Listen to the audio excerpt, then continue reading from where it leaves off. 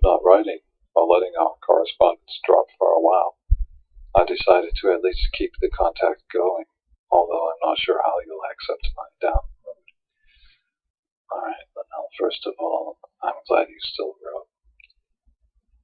And regarding the mood, Linnell, I cannot view you in a one-dimensional capacity, so whatever moods come about with you, I accept with no problem. You also say that you withdraw into yourself when you're hurting or depressed. You get lost in this blue funk, mood depression. I do completely understand what you're saying. I know what you're saying. And I believe by now I'm probably past. And now here you say you risked offending me. Well, now you haven't offended me in any way, honey. You sent the tape anyway, you say, and you hope the offense will be less this way. Well, it cannot be less because there was no offense. Okay? Now, you also say, I feel like I didn't say anything intelligent or significant the whole tape. Well, I love the whole tape. I love hearing your voice. As a matter of fact, on this particular tape you sent, each time I heard you sniffle, I was moved to say, would you like me to make you some tea, or offer you some tissues, or a handkerchief, something to help you feel more comfortable. It also says here that I'm not presenting my thoughts in an articulate manner.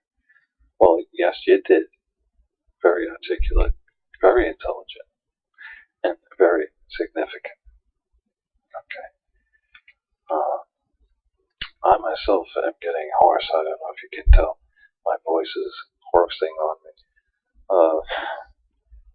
Let's see. I want to thank you for sharing Glen of Roses with me. It was nice, very nice song. You say here it's a folk song. And I think I should say that regarding the ad saying rock songwriter singer, actually I'm closer to the folk side of my musical expressions than I am to the rock aspect. I'll get to that in a minute, among other things.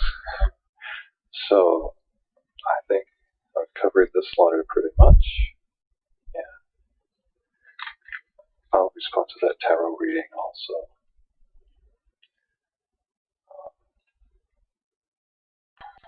Okay. Let's see now. What I want to say here is that the walk of the way was September of last year. On the way back, I saw large yellow letters spelling the word predictions emblazoned over a blue background, and I also saw what appeared to be a broken word that looked like X Amin. And I also saw, on the way back, a string or row of small hearts. Now, fast forward from September last year to early April this year,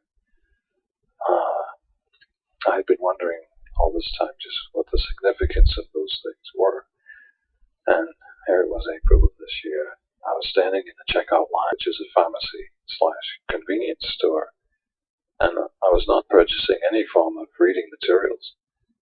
Suddenly, a woman's voice appeared behind me saying, "Excuse me, you dropped your paper." And I turned and said, "Oh, I'm not buying a paper." And she said, "Well, it's there on the floor." So I looked down behind me. It wasn't there before, but there it was, face down. And being myself, I thought, well, it's not mine, but I'll pick it up before someone slips on it, and I'll replace it back to the rack or stand it came from. As I picked it up, and it turned over to the front page, what did I see?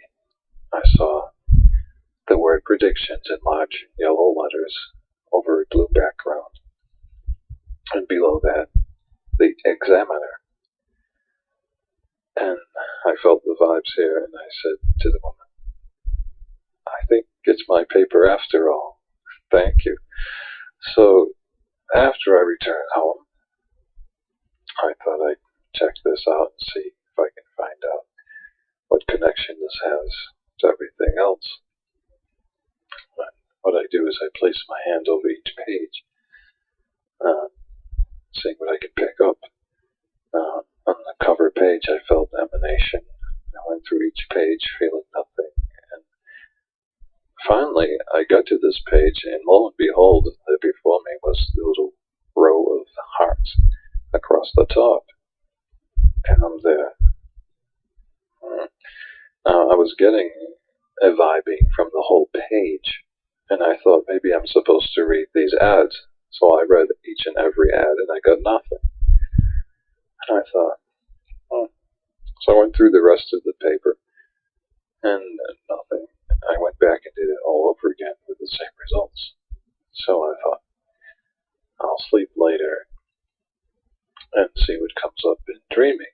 And what I do is, if I want to dream of a certain subject or matter and implement dreaming to help me, I lightly contemplate on that subject or matter 2 to 3 hours before I go to sleep. And it usually works. I do dream of it. So this particular night in April, I did have a dream where I saw myself writing something. And in the dream I'm thinking, I have to look over my shoulder so I can see what it is I'm writing. So I look over my shoulder and I see she's under 5'7". Memorize this so when I awake, I can write it down. And then I did.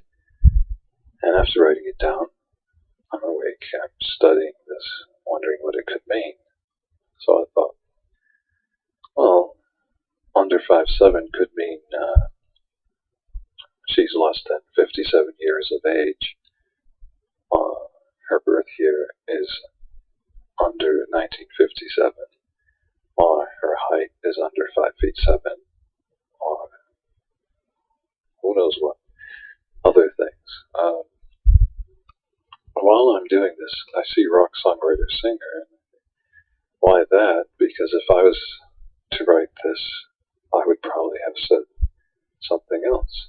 Not specified rock, probably just put songwriter singer. And then it dawned in me that I'm supposed to place this as an ad.